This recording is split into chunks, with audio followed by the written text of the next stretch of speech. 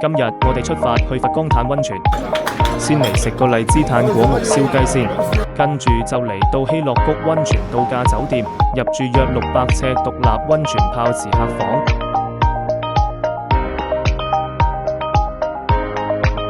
獨立泡池，私密又舒適，然後嚟浸9大特色鳳凰溫泉，全國罕見嘅87攝氏度天然地熱冬溫泉水，浸完溫泉可以嚟主樓睇藝術展、玩遊戲、唱 K， 唱完 K 仲可以嚟無邊際泳池欣賞日落添，然後再嚟到星球無動力樂園玩，最適合一家大細齊參與，仲可以漫步七彩花海。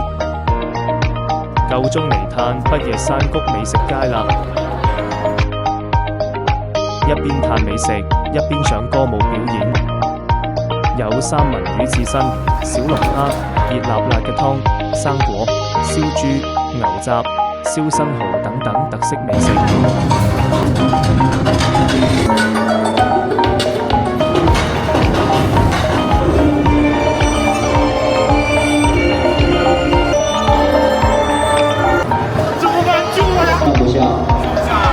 现场的各位，我们要不要先鼓掌？第二朝可以落酒店樓下食個自助早餐，再自由享受酒店嘅設施。最後我哋一齊嚟品嚐下客家柴火窯雞，就準備結束今次旅程啦。希望各位團友玩得開心，食得舒心。